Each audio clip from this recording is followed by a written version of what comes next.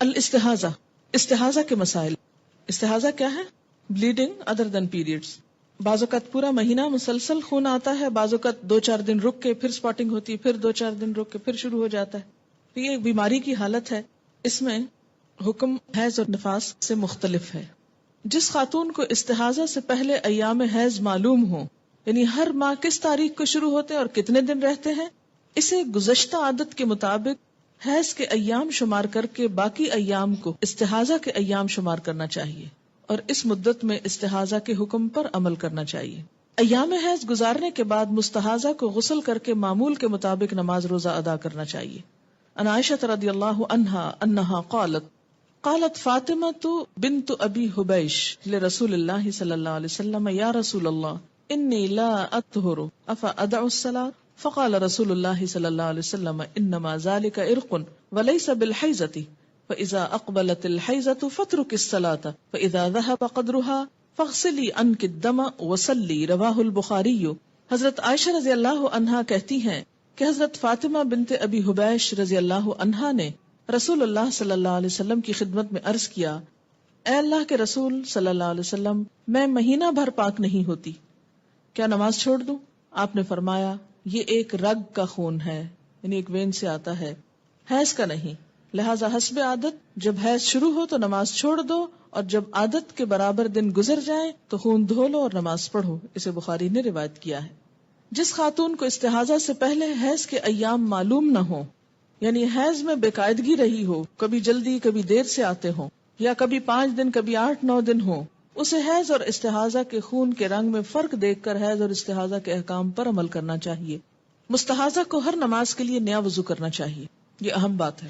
ان فاطمہ بنت ابی حبیش انہا کانت تستحاض فقال لها النبی صلی اللہ علیہ وسلم اذا كان دم الحیض فانه دم اسود يعرف فاذا كان ذلك فامسکی عن الصلاة فاذا كان الاخر فتودئی وصلی فانما هو عرق. رواہ ابو داود والنسائی.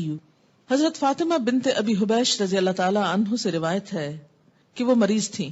نبی صلی اللہ علیہ وسلم نے انہیں فرمایا جب حیض کا خون ہو تو یہ سیاہ رنگ کا ہوتا ہے، یعنی ڈارک ہوتا ہے، جو پہچانا جاتا ہے. لہٰذا جب یہ ہو تو نماز نہ پڑھو، لیکن اگر اس کے علاوہ کوئی دوسرا خون ہو لائٹ کلر میں تو وضو کر کے نماز پڑھ لو، کیونکہ استحاضہ کا خون ایک رگ سے نکلتا ہے. اسے ابو داؤد اور نسائی نے روایت کیا ہے.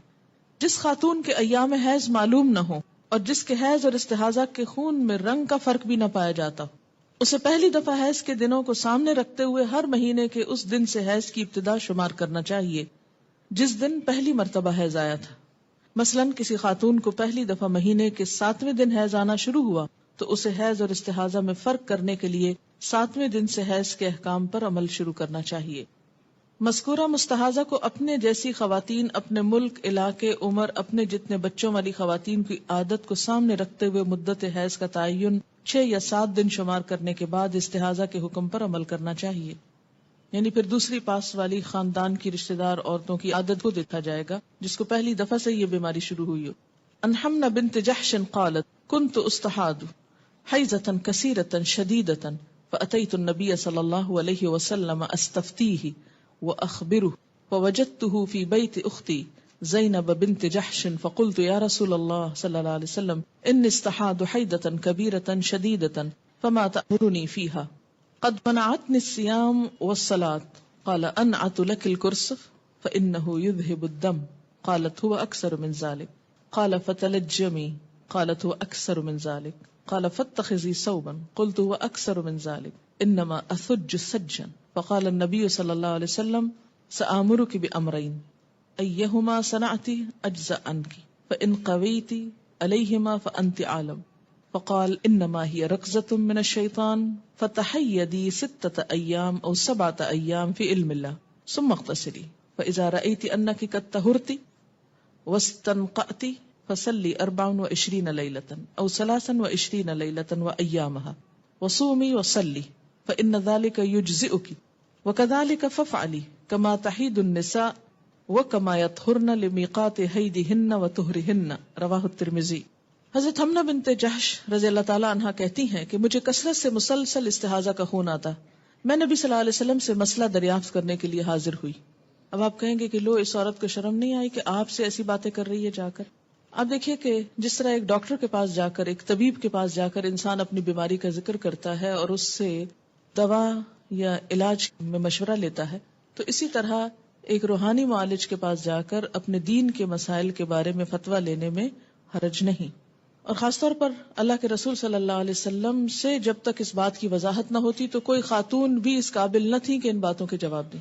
سوال پوچھتی ہے، میں نے عرض کیا اللہ کے رسول صلی اللہ علیہ وسلم مجھے استحاضہ کی بیماری ہے اور خون بڑی کثرت سے مسلسل آتا ہے جس نے مجھے نماز روزے سے روک رکھا ہے، اس کے بارے میں آپ کا کیا حکم ہے؟ آپ نے فرمایا میں تمہیں روئی استعمال کرنے کی ہدایت کرتا ہوں کیونکہ وہ خون چوس لیتی. حضرت حمنہ نے عرض کیا خون تو اس سے زیادہ ہے.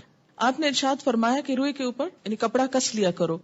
میں نے عرض کیا اس سے بھی زیادہ ہے. آپ نے فرمایا پھر کپڑا ہی استعمال کرو. میں نے عرض کیا وہ اس سے بھی زیادہ ہے، بہت زیادہ جاری ہوتا ہے. تب آپ صلی اللہ علیہ وسلم نے فرمایا میں تمہیں 2 باتوں کا حکم دیتا ہوں، ان دونوں میں سے جس پر چاہو عمل کر لو، وہ تمہارے لیے کافی ہوگا، اور اگر دونوں پر عمل کرو تو تمہاری مرضی. استحاضہ شیطان کی ٹھوکر میں سے ایک ٹھوکر ہے، جبکہ حیض تو تمہیں 6 یا 7 دن ہی آتا ہے.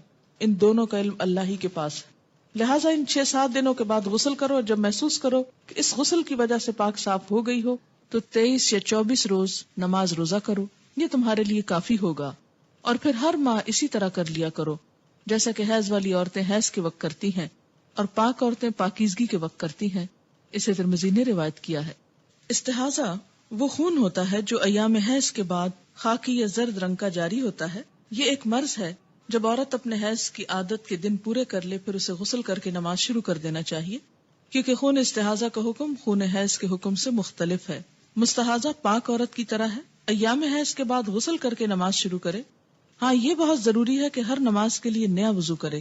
ترمذی کی روایت کے آخر میں آتا ہے اور اگر تجھ سے ہو سکے کہ تاخیر کرے تو ظہر کی اور جلدی کرے عصر میں، پھر نہائے جب پاک ہو تو حیض سے اور نماز پڑھے ظہر اور عصر کی، پھر دیر کرے مغرب میں اور جلدی کرے عشاء میں، اور نہا کر اکٹھا پڑھ لے دونوں نمازیں، اور ایک غسل کرے تو صبح کو، اور ایسا ہی کرتی رہے اور روزے رکھتی رہے. پھر فرمایا رسول اللہ صلی اللہ علیہ وسلم نے کہ دونوں باتوں میں سے یہ مجھے زیادہ پسند ہے. یعنی ایک تو یہ کہ حیض کا خون ختم ہونے کے بعد ایک دفعہ نہا لیا جائے اور پھر ہر نماز کے لیے تازہ وضو کیا جائے، اور دوسرا یہ کہ ہر 2 نمازوں سے پہلے نہا لیا جائے، وضو کر لیا جائے اور نمازیں اکٹھی کر لی جائیں، اور فجر کی نماز کے لیے بھی اسی طرح الگ سے نہا لیا جائے اور نماز ادا کر لی جائے. اور اس طریقے کو آپ صلی اللہ علیہ وسلم نے یعنی ہر 2 نمازوں سے پہلے نہانے والے طریقے کو زیادہ پسند فرمایا. مستحاضہ غسل کرنے کے بعد تمام عبادات معمول کے مطابق ادا کر سکتی. عن عائشہ رضی اللہ عنہا ان النبی صلی اللہ علیہ وسلم اعتکف معه بعض نسائه وهي مستحاضۃ رواہ البخاری. حضرت عائشہ رضی اللہ تعالی عنہا فرماتی ہیں کہ نبی اکرم صلی اللہ علیہ وسلم کے ساتھ آپ کی ایک زوجہ حالت استحاضہ کے باوجود اعتکاف کیا کرتی تھی. اسے بخاری نے روایت کیا ہے. غسل کرنے کے بعد مستحاضہ سے صحبت کرنا جائز ہے. ان اکرمۃ رضی اللہ عنہ قال كانت ام حبیبۃ تستحاض وكان زوجها يخشاها رواہ ابو داؤد. حضرت اکرمہ رضی اللہ تعالی عنہ فرماتے ہیں کہ ام حبیبہ رضی اللہ عنہا استحاضہ کی مریض تھی اور ان کے شوہر عبد الرحمن بن عوف رضی اللہ عنہ ام حبیبہ سے غسل کرنے کے بعد صحبت کیا کرتے تھے. اسے ابو داؤد نے روایت کیا ہے. مسئلہ 84 میں ہے کہ نہانے کے بعد براؤن اور زرد ڈسچارج کی اہمیت نہ دی جائے. اور اس کے بعد حضرت عائشہ کی حدیث میں خواتین ڈبیا میں روئی رکھ کر بھیجتی جس میں بھی کچھ زردی باقی ہوتی، اور آپ فرماتی کہ انتظار کرو جب تک کہ شفاف پانی نہ ہو. یہ دونوں باتیں ایک دوسرے کے متضاد ہیں، پلیز وضاحت کر دیں. یہ متضاد نہیں ہیں، سمجھنے کا فرق ہے. بات یہ ہے کہ ایک عورت سب سے پہلے تو اپنی عادت دیکھے کہ کس وقت اس کو پیریڈ شروع ہوتے ہیں اور کس وقت ختم ہو جاتے ہیں. مثلاً ایک خاتون کو صبح 8 بجے بلیڈنگ شروع ہوئی اور چوتھے دن 8 بجے وہ بالکل پاک ہو گئی، اور یہی اس کی عادت ہے عموماً 1-2 گھنٹے کے اوپر نیچے فرق سے. اب اس نے نہا لیا، ظہر پڑھ لی، عصر پڑھ لی، مغرب پڑھ لی، کچھ بھی نہیں تھا، بالکل صاف تھی. کہ عشاء کی نماز کے وقت اس نے دیکھا کہ یلوش ڈسچارج ہے تھوڑا سا. تو اب یہ سارا دن پاک رہنے کے بعد اگر تھوڑا سا یلوش ڈسچارج نظر آتا ہے تو یہ کنسیڈر نہیں کیا جائے گا، دوبارہ نہانے کی ضرورت نہیں، نماز پڑھیں. لیکن ایک عورت ابھی پوری طرح پاک ہی نہیں ہوئی اور ابھی ڈسچارج ہو رہا ہے، ریڈ تو نہیں لیکن براؤن اور یلوش ہو رہا ہے، اور ابھی پاکی ہوئی نہیں، تو ایسے میں وہ نہائے مت جب تک کہ وہ وائٹ ڈسچارج نہ دیکھ لے. تو یہ 2 مختلف باتیں. یعنی جب وائٹ ڈسچارج دیکھنا شروع کر دیں اور آپ نہا چکے اور 1 دن کے بعد پھر آپ یلوش دیکھیں تو کنسیڈر نہ کریں. لیکن ابھی وائٹ ہوا ہی نہیں شروع اور یلوش کنٹینیو کر رہا ہے، تو جب تک وائٹ نہ آ جائے تو آپ نہائیں گے نہیں. سمجھ گئے یہ بات؟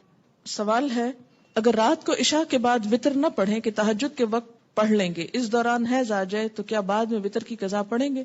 جی ہاں، وطر کی قضا پڑھیں گے.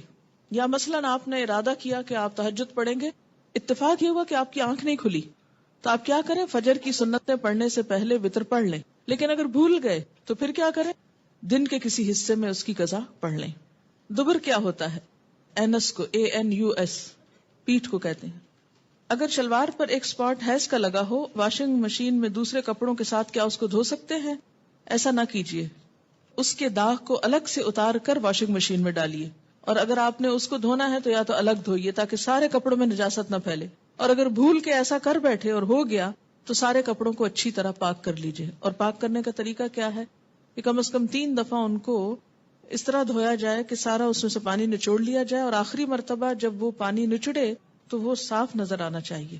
اگر کسی کو نماز کے دوران بلیڈنگ شروع ہو جائے تو کیا اس نماز کی قضا بھی ادا کی جائے گی؟ جی ہاں، اس لیے کہ نماز جب ایک دفعہ شروع کر دی جاتی تو بیچ میں اگر وہ ٹوٹ جائے تو اس کی قضا لازم ہوتی، اور ٹوٹنے کی وجہ کوئی بھی ہو سکتی. عام وجوہات کے علاوہ زور سے ہنس پڑنا، کہکا لگانا جو ہے یہ بھی نماز توڑ دیتا. مثلاً آپ نے نفل نماز شروع کی، آپ نماز پڑھ رہے تھے کہ وضو ٹوٹ گیا، کوئی بھی وجہ ہو سکتی ہے وضو ٹوٹنے کی، آگے آئیں کی وجوہات. تو اس میں کیا ہے کہ اب آپ یہ نہیں کہہ سکتے اچھا نفل ہی پڑھ رہی تھی نا، خیر ہے اب چلو چھوڑو. نہیں، جب آپ نے ایک نماز شروع کر لی اور وہ بیچ میں کسی وجہ سے فاسد ہو گئی تو دوبارہ وضو کر کے یا پاک ہونے کے بعد اس نماز کو ادا کیجیے، اس کو توڑ چڑھائیے، جس کو کہتے ہیں نا سرے لگانا. نفل ہو، فرض ہو، سنت ہو، وتر ہو، تہجد ہو، کچھ ہو، اس سے کوئی فرق نہیں پڑتا کہ وہ نفل ہے یا فرض ہے. اسی طرح روزہ ہے، مثلا رمضان میں آپ نے روزہ رکھا اور آپ کا ٹوٹ گیا روزہ بیچ میں، تو آپ کو قضا رکھنی ہوگی، خواہ ایک لمحہ پہلے ہی کیوں نہ ہو. سوال ہے اگر پیریڈز ختم ہو جائیں اور بغیر نہائے ہسبینڈ سے تعلق قائم کیا جائے تو کیا یہ جائز ہوگا؟ یہ پیریڈز کے بعد پہلے پاکی حاصل کی جائے اور پھر شوہر سے تعلق قائم کیا جائے. آیت ہے وَيَسْأَلُونَكَ عَنِ الْمَحِيضِ قُلْ هُوَ أَذًى فَاعْتَزِلُوا النِّسَاءَ فِي الْمَحِيضِ وَلَا تَقْرَبُوهُنَّ حَتَّى يَطْهُرْنَ فَإِذَا تَطَهَّرْنَ فَأْتُوهُنَّ مِنْ حَيْثُ أَمَرَكُمُ اللَّهُ إِنَّ اللَّهَ يُحِبُّ التَّوَّابِينَ وَيُحِبُّ الْمُتَطَهِّرِينَ. اس سے کیا پتا چلتا ہے پسندیدہ صورت کیا ہے؟ یحب المتطہرین. تو اصل جو ریکوائرڈ ہے وہ کیا؟ فَإِذَا تَطَهَّرْنَ. لیکن کسی حد تک رخصت ہو سکتی ہے حتی یطہرنا سے بھی. یطہرنا کا کیا معنی ہے؟ ڈسکنٹینیویشن آف مینسٹرل بلیڈنگ یا بلڈ کہلیں. اب آپ دیکھیے کہ یہ ختم ہو گیا لیکن ابھی نہانے کی ضرورت ہے. تو بعض فقہا یہ کہتے ہیں کہ اس حالت میں اگر ایسا ہو جائے تو کفارے کی ضرورت نہیں. اچھا، یہ جو ایک بات اور تھوڑی سی واضح کر دوں کہ یہ جو بتایا گیا تھا نا کہ پیریڈز کے دوران انٹرکورس کا کفارہ 1 دینار اور جب یلش ڈسچارج ہو تو آدھا دینار ہے. اس کے بارے میں تھوڑی سی وضاحت اور کرنا چاہوں گی. پہلی بات یہ کہ پیریڈز کے دوران انٹرکورس حرام ہے. اگر کوئی اس کو حلال جانے تو وہ حرام کا مرتکب ہوگا. امام نووی یہاں تک کہتے ہیں کہ وہ مرتد ہے کیونکہ اس کی حرمت قرآن سے ثابت ہے. اگر کوئی کہے کہ نہیں حرام نہیں حلال ہے تو اس کے لیے بہت سخت الفاظ آئے ہیں. اگر کوئی جان بوجھ کر کرے، حرام تو سمجھتا ہے لیکن جان بوجھ کے کر لیا، کیا فرق پڑتا ہے؟ یہ گناہ کبیرہ ہے. لیکن امام مالک، ابو حنیفہ، احمد اور شافی کی ایک روایت میں آتا ہے کہ کفارہ نہیں. اس کے برعکس عطا، ابن ابی ملیکہ، شابی، نخی، مکحول، زہری، ابو الزناد، ابو ایوب سختیانی، سفیان ثوری اور لیث بن سعد کا قول ہے کہ اس پہ کفارہ واجب ہے. کفارہ ایک بردے کا آزاد کرنا یعنی غلام آزاد کرنا، اور باقی لوگوں نے کہا کہ 1 دینار یا آدھا دینار صدقہ کرنا ہے. اور دلیل ان کی ابن عباس کی حدیث ہے، جو شخص اپنی عورت سے حالت حیض میں جمع کرے وہ 1 دینار صدقہ دے یا آدھا دینار. لیکن یہ حدیث بعض کے نزدیک صحیح کے درجے پر نہیں، تو اس لیے اس مسئلے میں اختلاف ہوا. یعنی گناہ کبیرہ تو ہے لیکن جہاں تک کفارہ دینے کا تعلق ہے تو اس میں دوسری رائے بھی میں نے آپ کو بتا دی ہے. اب آپ دیکھیں کہ اگرچہ حدیث صحیح کے درجے پر نہیں، اسی وجہ سے علماء میں اختلاف ہوا. لیکن بات یہ ہے کہ گناہ کبیرہ کا اگر کفارہ کسی حسن درجے کی حدیث سے بھی یا اس سے کم درجے کی حدیث سے بھی ثابت ہوتا ہے تو اس میں یہ کہ احتیاط کا تقاضا یہی ہے کہ انسان دنیا میں ہی ایسے گناہوں کا کفارہ دے دے تاکہ آخرت میں پکڑ نہ ہو. کفارہ اصل میں کیا ایک طرح کا فائن ہوتا ہے نا کہ انسان نے اللہ کی حد توڑی. قرآن میں اللہ تعالیٰ منع کر رہے ہیں فَاعْتَزِلُوا النِّسَاءَ، چھوڑو عورتوں کو فی المحیض، اس حالت میں الگ ہو جاؤ ان سے، مت ستاؤ ان کو. تو اس میں اب یہ ہے کہ بار بار اگر کفارہ دینا پڑے تو بہت ساری چیزوں کی ایک طرح سے پیش بندی ہو جاتی. ٹھیک ہے نا. عورت کے لیے نماز کی قضا حیض میں نہیں تو پھر روزے کی قضا کیوں ہے؟ کیوں کا جواب یہ ہے کہ نبی صلی اللہ علیہ وسلم نے ایسا فرمایا ہے. کیا یہ جواب کافی؟ یہ کافی ہونا چاہیے ایک مسلمان کے لیے کہ آپ صلی اللہ علیہ وسلم نے ایسا ہی فرمایا ہے. اب یہ ہے کہ جب ہم اس پر راضی ہو جائیں آپ کے فرمان پر تو اگلی بات یہ کہ ہم حکمت تلاش کریں کہ اس کی کیا وجہ ہو سکتی. اس کی ایک وجہ یہ ہو سکتی ہے کہ نماز تو سارا سال چلتی رہتی اور ہر مہینے میں اگر 5-6 دن یا 10 دن کوئی نماز نہیں پڑھتا اور اگر اس کو کہا جائے کہ تم قضا پڑھو اور 10 دن وہ بعد میں قضائیں پڑھتی رہے اور پھر نئے سرے سے ایک سلسلہ شروع ہونے کا وقت آ جائے تو زندگی حرام ہو کے رہ جائے. یا اسی طرح نفاس کی حالت میں 40 دن نماز نہیں پڑھی، اس کے بعد جی اب پاک ہو گئے، اب نمازیں شروع کرو اور ساتھ بچے کو دودھ بھی پلاؤ اور اس کی نجاست بھی صاف کرو اور ساتھ پچھلی نمازیں بھی قضا کرو. کس قدر مصیبت ہو جاتی. لیکن روزہ رکھنے میں ایک تو یہ کہ اتنی مشکل نہیں ہوتی، دوسرا یہ کہ سال میں ایک دفعہ آتے ہیں. وہ 5-6 روزے پورے سال میں رکھنا دوبارہ ایسا مسئلہ نہیں ہے جتنا یہ کہ 5-6 دن کی نمازیں قضا دہرانا. ٹھیک ہے. پیریڈ سے پہلے جو ڈسچارج ہوتا ہے اس کے لیے کیا رولز ہوں گے؟ جب تک بلیڈنگ نہ شروع ہو اس سے پہلے اگر تھوڑا بہت یلوش 1-2 دن پہلے ہلکا پھلکا ہے تو اس کو کنسیڈر نہیں کریں گے کیونکہ وہ ایک طرح سے اسی روایت کے تحت آ جائے گا جس میں یہ کہ پیریڈز کا جو خون ہے وہ کیا ہے، سرخ رنگ کا یا سیاہ رنگ کا تھک ہوتا ہے. لیکن اگر مثلاً اس میں 2-3 گھنٹے کا فرق ہے، تھوڑا سا ڈسچارج شروع ہو گیا پھر اس کے بعد ریڈش شروع ہوا تو وہ ڈسچارج بھی پیریڈ میں کنسیڈر ہوگا. لیکن اگر 2-3 دن پہلے، ہفتہ پہلے ایسی کوئی چیز شروع ہو جاتی تو وہ نہیں. جہاں تک میں نے پڑھا ہے کہ مومن کبھی ناپاک نہیں ہوتا تو حیض کی حالت میں قرآن دیکھ کر پڑھنے سے منع کرنے کی کوئی حدیث ہے؟ صحیح حدیث ایسی کوئی نہیں ہے اور اسی لیے تو یہ اختلاف ہے. اگر صحیح حدیث ہوتی تو اختلاف ہی نہ ہوتا. پیریڈز کے دوران استنجا کیا جا سکتا ہے، وائی ناٹ. جب یہ کہا گیا کہ حضرت زین کی خادمہ قرآن کو غلاف میں لاتی تو اس کا مطلب ہوا کہ قرآن کو پکڑنا بھی کپڑے سے چاہیے، عربی ٹیکسٹ کو ہاتھ بھی کپڑے یا گلوز سے لگائے. جی ہاں، یہ تو انڈرسٹوڈ ہے، اس میں تو کوئی نئی چیز نہیں. استحاضہ شیطان کی ٹھوکر میں سے ایک ٹھوکر، اس سے کیا مراد ہے؟ اس سے مراد یہ ہے کہ بسا اوقات شیطان فزیکلی بھی انسان کو نقصان پہنچاتا ہے، یہ جنات. ٹھیک ہے. یعنی بعض بیماریاں جنات کے فزیکل ہارم کرنے سے بھی ہو سکتی، یہ مراد ہے. جیسے آج کل یہ بات بہت عام ہو گئی ہے کہ کینسر کے بارے میں یہ کہا جاتا ہے کہ اس میں کچھ ایسی چیزیں پائی جاتی ہیں یا کچھ اور امراض کے بارے میں یہ ریسرچ ہو رہی ہے. کل ہی مجھے کسی نے بتایا ہے. اب ہر سنی سنائی بات کو آگے کہنا تو نہیں چاہیے، مجھے اس کی حقیقت نہیں معلوم، لیکن ہو سکتا ہے کہ کہیں آپ کو اس کی دلیل مل جائے کہ امریکہ میں اب ہر ہاسپٹل کے ساتھ ایک پریسٹ کو ہائر کیا جا رہا ہے کہ بہت سی بیماریاں ایسی سامنے آ رہی ہیں کہ جن کی کوئی فزیکل ریزن ہوتی نہیں.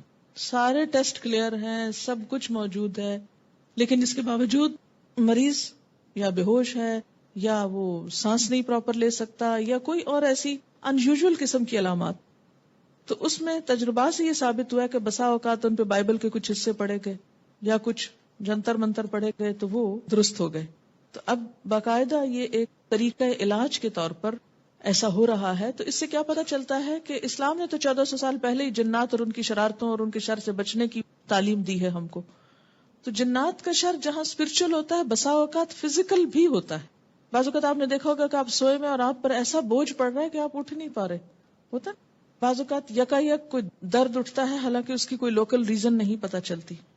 اور جنات جو ہے انسان کے جسم میں بہت آسانی سے داخل ہو جاتے ہیں، بالکل ایسے جیسے دیوار کو پار کر لیتے بغیر کسی مشکل کے. اصل حقیقت تو اللہ ہی جانتا ہے، لیکن چونکہ حدیث میں آیا اس لیے ہم یقین کرتے ہیں. یہ بتا دیں کہ جو لوگ کپڑا استعمال کرتے ہیں، خاص کر ماسیاں، وہ کہتی ہیں کہ پھینکنا نہیں چاہیے، اس کو دھونا چاہیے، اور نہ دھوئیں تو بہت گناہ ہے. گناہ کی بات کہتے ہوئے تو میں ذرا جھجکوں گی، لیکن بات یہ ہے کہ 2-3 وجوہات سے اس بلڈ کو ڈسٹرائے کرنے کا اہتمام کرنا ضروری ہے. نمبر 1 تو یہ کہ نجاست ہے. اپنی نجاست کو کسی بھی انسان کے لیے، خواہ وہ سرونٹ سے کیوں نہ ہو، اس کے لیے کھلا چھوڑ دینا، کیا یہ انسانیت ہے؟ بتائیے مجھ کو. بعض لوگ ٹوائلٹس میں جاتے ہیں، پبلک ٹوائلٹس میں فلش نہیں کرتے. ایک بہت کامن مصیبت ہے ہمارے معاشرے میں. کوئی بھی ایمان والا بندہ، کیونکہ طہارت نصف ایمان ہے، اپنی نجاست خواہ وہ کسی قسم کی ہو دوسروں کے لیے کھلی چھوڑ دے گا، کیونکہ اس میں صرف کسی دوسرے کی نجاست کو نگاہوں سے دیکھنے سے بھی اذیت اور تکلیف ہوتی. ایسا نہیں کرنا چاہیے. اس لیے اس بلڈ کو دھو کر بہا دینا چاہیے. ٹیپ کے نیچے رکھیں، تھوڑی دیر کے بعد بہہ جائے گا. اسی طرح اگر کوئی ایسا موقع نہ ہو تو کسی نہ کسی لفافے وغیرہ میں پیڈز ڈال کر پھینکنے چاہیے. ایک اور وجہ یہ ہے کہ یہ بات ریپیٹڈلی سننے میں آئی ہے کہ جو لوگ جادو کے لیے چیزیں استعمال کرتے ہیں کسی کی، ان میں ان کے بال، ناخن، کیونکہ جسم کا حصہ ہوتا ہے نا، یعنی کسی کے اوپر جادو اثر کرنے کے لیے ضروری ہوتا ہے کہ اس کے جسم کا کوئی حصہ ملے. تو جہاں بالوں کو کہتے ہیں احتیاط سے پھینکیں، جہاں ناخنوں کو احتیاط سے پھینکیں، وہاں پر خواتین کا جو حیض کا خون ہے اس کو بھی ڈسٹرائے کرنے میں احتیاط برتیں، کیونکہ غلط قسم کے جو جادو ہوتے ہیں اس میں نجس خون استعمال ہوتا ہے. یعنی نجس خون استعمال کیا جاتا ہے لکھنے میں یا کسی بھی طرح اس عمل کے اندر. بسا اوقات یہ پتلے بنائے جاتے ہیں، ان کو ان میں لپیٹ کے دفنایا جاتا ہے، بعض اوقات لکھا جاتا ہے اس سے، بعض اوقات بہت ہی غلط قسم کے کام ہوتے ہیں. اس اعتبار سے بھی اس کو ڈسٹرائے کرنا ضروری ہے. یہ بھی ہو سکتا ہے کہ گھر کے کسی کونے میں کوئی ایسی جگہ بنا لیں کہ جہاں ان کو جلایا جا سکے، کوئی ایسا ٹن وغیرہ رکھ کے ڈھک کے، یا سب سے آسان اور بہتر طریقہ تو یہ کہ دھو کے بہا دیا جائے. لیکن اگر وہ مشکل ہو، ممکن نہ ہو، تو کوئی بھی طریقہ جس سے یہ نجاست کسی کی نگاہوں کے سامنے نہ آئے اور کسی غلط مقصد کے لیے استعمال نہ ہو سکے، یہ نہایت ضروری ہے. میں نے صحیح بخاری میں پڑھا تھا کہ اگر دوران صحیح خون آ جائے تو صحیح ختم نہ کریں، پوری کر دیں، کیونکہ حج قریب ہے. اس کو کنفرم کر کے بتائیں. جی ہاں، اس میں یہ کہ اگر 3 چکر ہو گئے، 4 ہو گئے تو باقی بھی گزرنا ہی ہے اصل میں، تو بجائے اس کے کہ فوراً نکل جائے اس کو پورا کر لیں. یعنی ایک شخص کا بیچ میں ہونا اور بات ہے، اور بذات خود مسجد کے اندر آ کر پھر یہ کام شروع کرنا اور چیز ہے. ہم نے بچپن سے آج تک یہی سنا کہ حیض کی ناپاکی اگر کپڑے پر لگ جائے تو اس حصے کے دھونے کے بعد پورے کپڑے کو 3 بار دھو کر پاک کریں. ایسی کوئی تکلیف دہ بات نہیں ہے، اس لیے اب آپ طریقہ بدل لیں. اور اس کا طریقہ یہ بتایا جاتا ہے کہ پورے کپڑے پر پانی بہائیں، پھر اسے اچھی طرح نچوڑیں، یعنی جتنی طاقت ہو نچوڑ کر سارا پانی نکالیں، پھر اسی طرح دوسرا، پھر اسی طرح تیسری دفعہ کریں. بعض لوگوں کا تو کہنا ہے کہ پانی کا آخری قطرہ تک نچوڑنا ضروری ہے، پھر کپڑا پاک ہوگا. تو وہ جو خود اپریٹ ہو جاتا ہے اس کا کیا ہوگا؟ وہ بھی تو نکل ہی جاتا ہے نا، اس کے اندر تھوڑا رہتا ہے. عموماً واش روم میں ایسے کپڑے پاک کیے جاتے ہیں، تو کیا اس سے واش روم کا فرش بھی نہ پاک ہو جائے گا؟ اس میں یہ ہے کہ چھینٹے نہ اڑائیں، کسی ٹب یا ٹیپ کے آگے رکھ کر اس کو دھو کے بہا دیں، اور پھر اگر مثلا سنک یوز کیا یا کوئی اور جگہ یوز کی ہے تو اس کو اچھی طرح بعد میں وم لگا کر یا مٹی سے کسی بھی چیز سے دھو ڈالیں تاکہ اس کی نجاست چلی جائے. یہ نہ ہو کہ اس میں نجس چیز لگی ہوئی ہو، کوئی اور آئے اور وہاں وضو کرنے کھڑا اور وہ پانی اچھل کے سارا اس کے کپڑوں پہ جا پڑے. خدا کے لیے ایسے کام نہ کریں. اور اسی طرح کسی ایسی ٹیپ کے نیچے بھی مت دھوئیں کہ جس سے وہ سارا دھوتے ہوئے پانی آپ کے کپڑوں پہ اور دیواروں پہ پڑ رہا ہے اور سارا کچھ نجس ہو رہا ہے. اور اگر ایسا کچھ ہو گیا ہے تو لوٹے سے سب کچھ پھر پانی بہا کے اس کو صاف کر دیں. جیسے وہ پیچھے حدیث میں پڑھا ہے کہ بدو نے پیشاب کر دیا تو آپ نے کہا پانی کا ڈول بہا دو. پیریڈز ختم ہونے پر وائٹ تھک ڈسچارج نکلتا ہے جو 3 دن تک خارج ہوتا ہے. کیا ہر نماز کے ساتھ نیا وضو کرنا ہوگا؟ جی ہاں، جب بھی ڈسچارج ہو، خواہ وائٹ ہو یا یلوش ہو، تو اس میں دوبارہ وضو کرنا ہوگا. اور اگر کپڑوں پر لگ جائے تو کیا کپڑے ناپاک ہو جائیں گے؟ تو اس میں کیوں لگ جائے؟ احتیاط برتیں. جب پتہ ہے ایسا ہوتا ہے تو کچھ نہ کچھ استعمال کریں کہ جس سے سارے کپڑے ناپاک نہ ہو. ناپاک کپڑے پہن کے پھرنا ساری طبیعت کو مقدر کر دیتا ہے، انسان کے باقی کاموں میں رکاوٹ ہوتی. حیض میں بے قاعدگی ہو، 10 دن بعد بھی حیض آئے اور رک رک کر آئے، مثلا 2 دن نہیں آئے پھر آنا شروع ہو گیا، 4 دن بند رہا پھر 3-4 دن شروع ہو گیا، اس طرح 15-20 دن تک ہوتا رہا، نماز کا حکم کیا ہوگا؟ یہ بڑا اہم مسئلہ ہے جو عام طور پر مینوپاز شروع ہونے کے بعد خواتین کو پیش آتا ہے. ٹھیک، اس میں کیا ہوگا؟ پھر وہی استحاضہ والی حدیث سامنے رکھی جائے گی کہ جن دنوں میں پیریڈز کی بلیڈنگ جیسا خون نکلے اور پچھلی عادت کے مطابق ہو، ان دنوں کو پیریڈز شمار کیا جائے گا اور باقی دنوں کو استحاضہ شمار کیا جائے گا، کیونکہ کوئی حیض 15 دن تک جاری نہیں رہتا۔ بچے کی پیدائش سے پہلے کب تک نماز پڑھنے کا حکم ہے؟ مثلاً واٹر بیگ پھٹ جائے کئی گھنٹوں پہلے یا بلیڈنگ شروع ہو جائے۔ مجھے کسی نے بتایا کہ بچے کے پیدا ہونے کے بعد سے نماز چھوٹتی ہے، مجھے معلوم نہ تھا، میں نے بچوں کی پیدائش میں اس وقت سے نماز چھوڑ دی جب ڈسچارج شروع ہوا، اب میں کیا کروں ان نمازوں کا؟ اس میں یہ ہے کہ جب واٹر بیگ پھٹ جائے تو آپ سمجھیں کہ ولادت بالکل قریب ہے اور اس وقت سے نمازیں جو ہیں وہ چھوٹ جائیں گی۔ جو پہلے ڈسچارج تھوڑا بہت ہوتا ہے اس سے نماز نہیں چھوٹتی، کیونکہ وہ نفاس کا حصہ نہیں ہوتا، نفاس ولادت کے بعد ہی شروع ہوتا ہے۔ اگر کسی کی عادت ہے جب شروع ہو تو 3 دن تک کی ہو، پھر عمر بڑھنے کے ساتھ 5 دن ہو جائیں، جو بھی ہو اصل چیز عادت شمار ہوگی، ٹھیک ہے؟ اور اس کا کلر، استحاضہ کے پرابلم میں انسان کے ساتھ کئی دفعہ ایسا ہوتا ہے کہ پیریڈز کا یا سپاٹنگ کا ٹرینڈ بدلتا رہتا ہے۔ میں نے یہ سب احادیث پڑھی ہیں مگر کئی بار فیصلہ کرنا بہت مشکل ہو جاتا ہے، اس لیے مجھے معلوم ہے کہ کئی بار مجھ سے اس میں غلطی ہوئی ہوگی جبکہ نیت نہ تھی۔ اس کا کفارہ کیا ہے؟ اس میں یہ کہ شک دور کرنے کے لیے نماز دہرا لی جائے۔ حالت طہر کی مدت جیسا کہ آپ دیکھ رہے ہیں، آپ صلی اللہ علیہ وسلم کی حدیث میں کیا ہے، کتنے دن بتایا گیا ہے؟ 23-24 دن، ٹھیک ہے؟ نہیں، بیچ کا وقفہ جو ہے 23-24 دن کا اس حدیث سے پتہ چلتا ہے۔ لیکن بعض لوگوں کے پیریڈز 10 دن تک ہوتے ہیں تو ان کا وقفہ طہر جو ہے وہ کم ہو جاتا ہے، مثلا 20 دن ہوتا ہے، پھر دوبارہ پیریڈ شروع ہو جاتے ہیں۔ اس میں آپ دیکھیے کہ ہر ملک، علاقے، خاندان، مزاج سے فرق پڑ جاتا ہے۔ مثلا کئی بار 10 یا 12 دن پیریڈز کے بعد کلین بات لیں، پھر 4 دن بعد پھر بلیڈنگ سٹارٹ ہو تو کیا کرے؟ وہ استحاضہ شمار ہوگی، ٹھیک ہے؟ اس طرح اگر 15 دن بعد ہو تو کیا کریں؟ چونکہ فقہی کتب میں طہر کی کم از کم مدت 15 دن بتائی جاتی ہے۔ کیا اس کا مطلب ہے کہ 15 دن کے بعد آنے والے پیریڈز کو استحاضہ نہ سمجھا جائے گا؟ اگر وہ حیض کی طرح کا ہے تو حیض سمجھا جائے گا، اگر محض سپاٹنگ سی ہو رہی ہے تو وہ پھر استحاضہ شمار ہوگا۔ یعنی اصل چیز اس میں علامات ہیں، نہ کہ صرف ڈیز۔ استحاضہ کی وجہ سے انسان کی عبادات بہت افیکٹ ہوتی ہیں، گلٹ رہتی ہے، یہ بالکل درست ہے، لیکن یاد رکھیے کہ جہاں تکلیف ہوتی ہے وہاں اجر بھی ہوتا ہے۔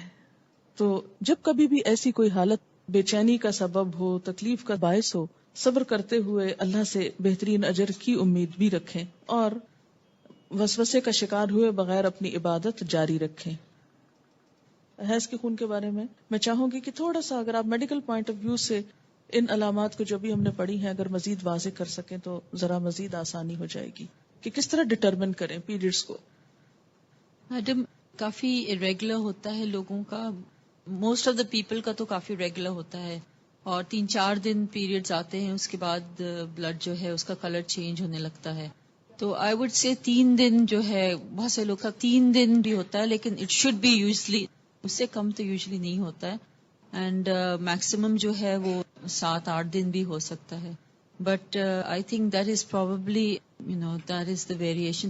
لیکن یہ ہے کہ یوزلی اسٹارٹ آف ہوتا ہے تھوڑا سلو کبھی کبھی، and then 2nd-3rd day heavy ہو جاتا ہے، اینڈ دین آفٹر دیٹ وہ کم ہونے لگتا ہے۔ تو یہ بات جو حدیث میں ہے کہ اس کا کلر چینج ہوتا ہے، یہ بہت مجھے پسند آئی، کیونکہ اس میں ہے کہ براؤن کلر اور تھوڑا سا اس کا جو شیڈ چینج ہو جاتا ہے اس کے بعد پھر انسان پاک ہو جاتا ہے، تو وہ ہوتا ہے اس طرح سے، اینڈ یوزلی جب ڈیکریز کرتا ہے تو اس میں چینجز آتے ہیں، تو انسان جو ہے نا ایک اپنا ایک بنا لے کہ بھئی اس طرح میرا ہوتا ہے، ایک نارمل ہوتا ہے سب کے ساتھ۔ تو جو حدیث کا ایگزیکٹ لکھا ہوا ہے کہ براؤن کلر، حضرت عائشہ کی جو ہے حدیث کہ اس میں براؤن کلر تھا تو انہوں نے اس کو نوٹس نہیں کیا، وہ صحیح ہے۔ اچھا، باقی یہ ہے کہ زیادہ تر پرابلم جو پیریڈز کا ہے، ینگ لڑکیوں کو جب شروع ہوتا ہے پیریڈز تو بہت ساری لڑکیوں کے ریگولر سٹارٹ ہوتا ہے اور پھر اٹ سیٹلز ڈاؤن، تو اس میں پریشان ہونے کی کوئی بات نہیں، بڑا کامن سا پرابلم ہے، لیکن اس میں یہ ہے کہ لڑکیوں کے مسئلہ تو ہوتا ہے کہ ان کو پتہ نہیں ہوتا کہ پھر کتنے دن ان کے ہونے والے ہیں، تو اس میں یہ ہے کہ آئی ڈونٹ نو کہ آپ لوگ کس طرح وہ بتائیں گی نا۔ اس میں یہ ہے کہ 3 مہینے تک شروع میں کیلنڈر ساتھ رکھیں اور نشان لگاتے جائیں۔ 3 مہینے میں عادت عموماً ڈٹرمن ہو جاتی ہے، پتہ چل جاتا ہے، اور خاص طور پر اس صورت میں جب شروع سے استحاضہ کی بیماری بھی ساتھ ہی شروع ہو جائے۔ عام حالات میں جب نارمل کیس ہے تو وہاں تو کوئی پرابلم نہیں ہوگا کہ 3 دن عادت بنی یا 4 دن بنی بعض اوقات بعض مہینوں میں 3 یا 4 دن کمی بیشی بھی ہو سکتی ہے، ایک دن اوپر اور نیچے بھی ہو سکتا ہے، لیکن عموماً جو عادت ہے وہ 3 مہینے میں ڈٹرمن ہو جاتی ہے. اگر اس میں کوئی اوپر نیچے ہو رہا ہے تو اللہ تعالیٰ معاف کرنے والا ہے. 2 چیزیں اگر آپ ذہن میں رکھیں تو بہت سی مشکل آسان ہو جائے گی. ایک تو یہ کہ کلر اور جو اس کا فلو ہے اور اس کے جو کانٹینٹس ہیں یہ بھی استحاضہ سے فرق ہوتے ہیں. پیریڈز کا جو بلڈ ہے وہ استحاضہ کے بلڈ سے کیسے الگ کیا جائے، تو اس میں اس کا جو فلو ہے، اس کا کلر ہے، اس کے دن ہیں، اس میں فزیکل کنڈیشن میں بھی جو چینجز ہیں، کریمپس پڑ رہے ہیں یا ایک مخصوص قسم کی حالت ہو جاتی ہے جسم کی، وہ بھی ساتھ کنسیڈر کیے جائیں گے. اور دوسری بات یہ ہے کہ اگر عام حالات میں، نارمل حالات میں پیریڈز کی کنٹینویشن میں جیسے پہلے فلو کم ہے، پھر زیادہ ہو گیا، پھر کم ہوتے ہوتے براؤن ہو گیا، پھر یلوش آ گیا، تو اس کو سارا وقت پیریڈ شمار ہوگا جب تک کہ وائٹ نہ ہو جائے. لیکن اگر ایک دفعہ وائٹ ہونے کے بعد 1-2 دن کے پھر تھوڑا بہت یلوش یا براؤنش ہوتا ہے تو اس کو کنسیڈر نہیں کیا جائے گا. کسی نے بہت اچھا لکھا ہے کہ عورت کے حیض کے سسٹم کے نتیجے میں ہی ایک دن وہ ماں بنتی ہے. جو کمی عبادت میں ان دنوں میں ہوتی ہے وہ ماں کو 3 درجے باپ سے زیادہ دے کر اللہ تعالیٰ پوری کر دیتے ہیں. اگر 4 دن پیریڈز ہوں پھر پاکی ہو جائے، نماز شروع کر دی جائے، لیکن 3-4 دن بعد پھر سپاٹنگ ہو جاتی ہے تو درمیان کے 3-4 دن کی نماز پڑھنی چاہیے یا نہیں؟ نماز پڑھنی چاہیے. وہ جو بعد کے 3-4 دن کی سپاٹنگ ہے وہ پھر استحاضہ میں شمار ہوگی. حیض کے دوران کیا طلاق ہو جاتی ہے؟ جی طلاق تو ہو جائے گی، بس رجوع کرنے کے لیے کہا گیا. مینوپاز شروع ہونے کے بعد، یہ مینوپاز ہوتا ہے جب عورت ایک فرٹیلٹی کی عمر سے گزر جاتی ہے تو پھر اس کے پیریڈز ختم ہونے لگتے ہیں آہستہ آہستہ اور بہت بے قاعدگی ہو جاتی ہے دوبارہ. کبھی کبھار 1 سال بعد حیض آتا ہے، کبھی 6 مہینے بعد، کبھی ہر مہینے 7 دن. تو وہ کیا کرے؟ اس میں پھر اپنی عادت کو دیکھے کہ اس کی عادت کیا تھی، کیونکہ مینوپاز کے بعد یا اس دوران بعض اوقات ایک دفعہ شروع ہوتا تو ختم ہونے کا نام نہیں لیتا اور تھوڑی تھوڑی سپاٹنگ ہوتی رہتی، اور بعض اوقات کیا ہوتا ہے کہ ہوتا ہی نہیں. تو جب ہوتا نہیں تو پاک ہے آپ، اور اگر ہوا اور ختم نہیں ہو رہا تو اس میں صرف اتنے دن آپ پیریڈز کی شمار کریں جو پچھلی زندگی میں عادت رہ چکی ہے، باقی سپاٹنگ کو اگنور کریں، نہا کے نماز شروع کر دیں. اگر استحاضہ حیض سے پہلے تو کیسے فرق کریں؟ وہی جس طرح بعد میں. یہ جو ہم نے پہلے بات کی تھی نا کہ پیریڈز کے دنوں میں جو انٹرکورس کے بعد، اس کے بارے میں ڈاکٹر زبیدہ کو دوں گی کہ اور کیا اس کے سائیڈ ایفیکٹس ہو سکتے ہیں. پیریڈ کے دوران جو یوٹرس ہے وہ کافی فریجائل ہوتا ہے. فریجائل مطلب نازک ہو جاتا ہے، کیونکہ وہ ایکچولی اس کا جو لائننگ ہے وہ ٹوٹ کے گر رہا ہوتا ہے، اور یہ لائننگ جو ہے یہ بنتا ہے بچے کے پیدائش کی تیاری کے لیے. تو جب یہ ٹوٹ کے گر رہا ہوتا ہے تو اس کے سارے جو خون کی جو نالیاں ہوتی ہیں نا وہ کھلی ہوئی ہوتی ہیں، اور سروکس کا بھی جو اوپننگ ہوتا ہے یوٹرس کا وہ بھی ذرا ڈھیلا ہوتا ہے.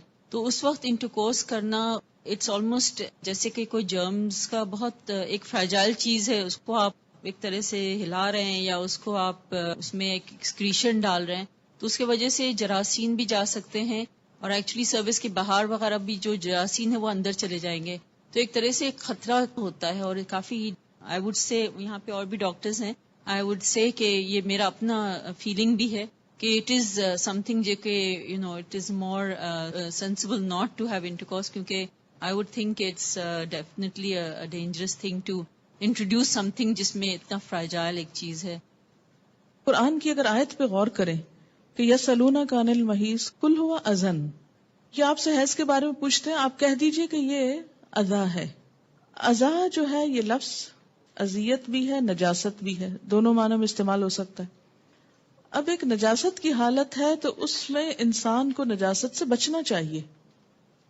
اور ویسے بھی پہلے بھی ہم نے پڑھا تھا کہ جو خون ہے یہ بیکٹیریا کو، یعنی اس کی نرشمنٹ اور اس کی بڑھنے کے لیے ایک بہترین غذا فراہم کرتا ہے، تو اس میں انفیکشنز کا اور بیماریوں کے بڑھنے کا بھی خطرہ ہو سکتا ہے. دوسری بات یہ ہے کہ عورت کے لیے ایک اذیت کا سبب ہو سکتا ہے، ایک تکلیف کا سبب ہو سکتا ہے. تو بہت سارے فیکٹرز ہیں، اور ان سب سے اوپر یہ کہ اللہ اور اس کے رسول صلی اللہ علیہ وسلم دونوں نے منع فرمایا ہے، یہ سب سے بڑی وجہ ہے. ٹھیک ہے. سوال ہے کہ لمبے بالوں والی لڑکیاں جو سرد علاقوں میں رہتی ہوں، پاک ہونے کے لیے کیا ہر دفعہ پورے بال دھوئیں گی، یعنی پیریڈ سے یا جنابت سے؟ اس میں ایک سہولت ہے جو اسلام نے دی ہے کہ نہاتے وقت اگر سر کی سکن دھل جائے اور لمبے بال نہ بھی دھلیں تو پاکی ہو جاتی. یعنی نہانے کے لیے ضروری نہیں کہ سارے بال دھوئے جائیں، کیا ضروری ہے کہ بالوں کی جڑیں اور پوری سکن دھل جائے اچھی طرح. اور اس کے لیے عموماً کیا ہو سکتا ہے کہ جیسے ٹیپ کے نیچے سر رکھا ہے اور سارا دھل گیا اور دوسرے ہاتھ سے بال پکڑے میں اور پھر ان کو جڑے کی شکل میں لپیٹ کے اوپر شاور کیپ پہن لی جائے تو وہ سمٹ بھی جاتے ہیں اور سوکھے بھی رہ جاتے ہیں اور سکن دھل بھی جاتی ہے. سکن کا کوئی حصہ کانوں کے گردن کے آگے پیچھے سر کا یہ نہیں خشک ہونا چاہیے. بالکل انہوں نے درست فرمایا کہ اگر میڈیکلی کوئی ہارم ہے یا نہیں، سب سے بڑی بات یہ کہ اللہ اور اس کے رسول صلی اللہ علیہ وسلم نے منع کیا ہے، اس لیے وہ کام نہیں کرنا چاہیے کیونکہ وہ انسان کی اسپرچل پاور اس کو بھی نقصان دیتا ہے.